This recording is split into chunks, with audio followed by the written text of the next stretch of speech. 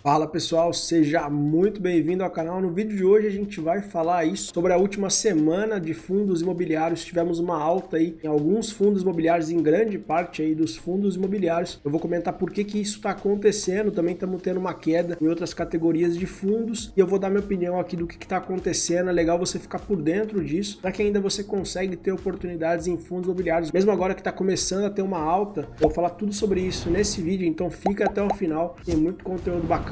Essa aqui é a nossa carteira do canal, onde a gente faz aqui aportes todos os meses. Eu mostro para vocês aqui nossos erros, nossos acertos. Vou mostrar para vocês aqui daqui a pouco que a gente tem dois ativos aqui da nossa carteira. Está em queda já faz um tempo. E por que eles estão em queda, né? Então, essa aqui é a nossa carteira no Invest, né? A gente tem ainda outros ativos. Aqui a gente só tem fundos imobiliários, 75%, e ações, 24%, mas a gente também investe no exterior. Então, aqui na carteira do Investidor 10, essa aqui é a nossa carteira completa, onde a gente já tem todos os ativos aqui, tanto fundos imobiliários quanto ETFs internacionais, ações e rates internacionais. Mas antes da gente falar aqui da nossa carteira, eu vou mostrar para vocês aqui a lista da última sexta-feira, né? Hoje é segunda-feira, dia do trabalho, feriado, e essa lista é a lista dos fundos imobiliários. A gente consegue ver que teve 96 fundos imobiliários em alta e 15 fundos imobiliários em baixa. Então a grande maioria aqui do IFIX, né, finalizou na sexta-feira uma alta. E por que isso está acontecendo? É exatamente uma previsão de uma queda da Selic aí até o final do ano. O mercado está começando a precificar, e não só isso, né? Os movimentos que estão acontecendo também com fundos de papel estão coincidindo um pouquinho no mercado e estão fazendo outros ativos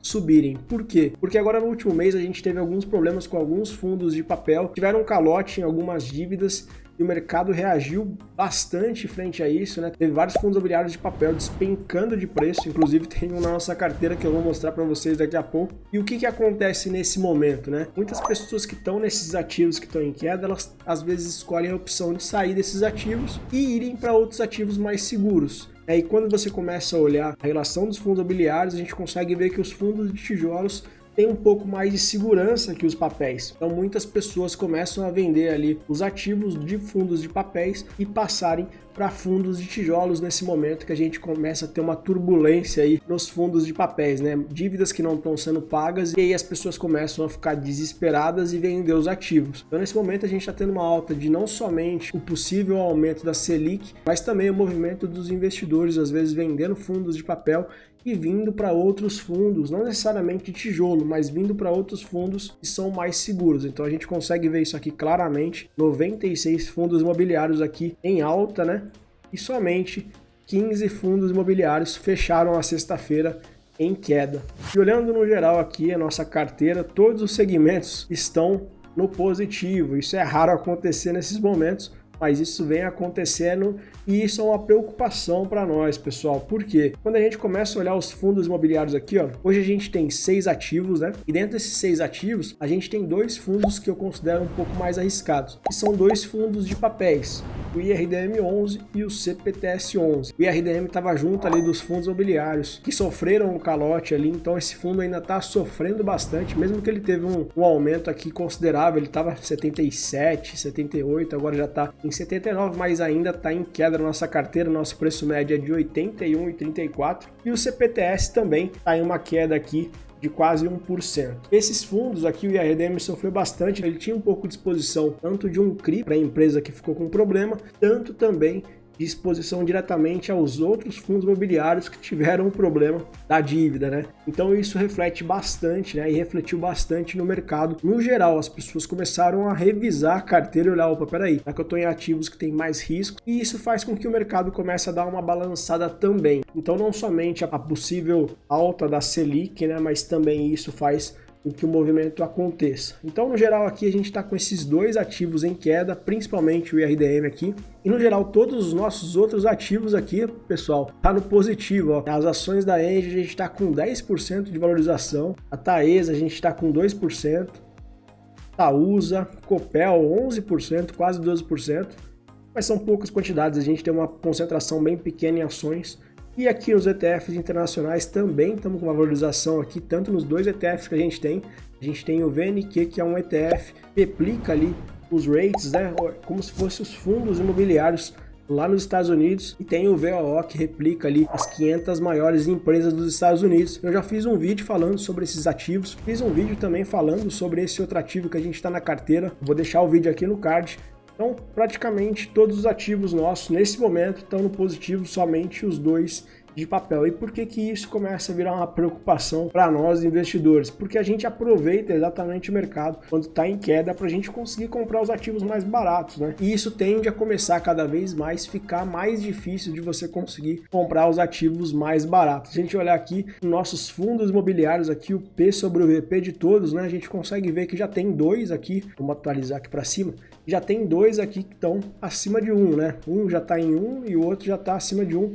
O HGLG ele sempre se manteve mais ou menos em 1 ali, né? Para cima de 1, normal, mas já temos um HGR1 em 1. Então, se caso acontecer mesmo a queda da Selic, né? E conforme a economia for melhorando, a gente vai ter dificuldades de aportar em fundos imobiliários. Por quê? Porque os fundos imobiliários vão começar a ficar em preços maiores, né? E isso acaba sendo uma preocupação para nós investidores.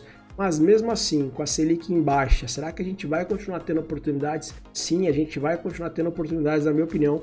Sempre a gente vai ter oportunidades, mas a gente vai ter que aceitar, talvez aí, pagar um preço maior pelos ativos do que a gente vem aceitando agora com a Selic em patamares mais altos. Lembrando que os nossos objetivos aqui da carteira do Rumo aos 100 mil é basicamente aqui nas nossas metas a gente alcançar os 100 mil reais, consequência, né? Com o tempo a gente vai chegando nesse número. Dividido isso, como que vai ser a divisão da nossa carteira? 70 mil reais ou 70% da carteira, né? Em fundos imobiliários, né? Hoje a gente está com uma porcentagem abaixo desse objetivo. Ações, a gente tem que ter pelo menos 15%. ETFs internacionais, eu coloquei 10 mil reais aqui, que equivale a 10%. A gente está até mais, né? Porque aqui nos ETFs também englobam ali os rates que a gente está investido. E criptomoedas que a gente ainda não começou a investir, pelo menos 5% da carteira, né? O nosso primeiro objetivo aqui é alcançar os 100 reais de dividendos mensais, mas por enquanto a gente está com uma carteira aqui ainda com 53% em FIIs, já ultrapassamos o limite também de ações, que seriam 15%, e lá no exterior também a gente passou bastante aqui, ó, praticamente 29% aí em ativos estão lá fora, né? A gente aproveitou a oportunidade do dólar, da queda do dólar, para comprar bastante. Então a gente acabou subindo ali bastante a nossa porcentagem ali na carteira. Mas com o tempo a gente vai ajustando isso. Esse vídeo é um vídeo bem breve, onde eu queria falar para vocês que mesmo aí com a situação da Selic podendo cair, né, a gente vai ter oportunidades em fundos imobiliários da mesma forma, né?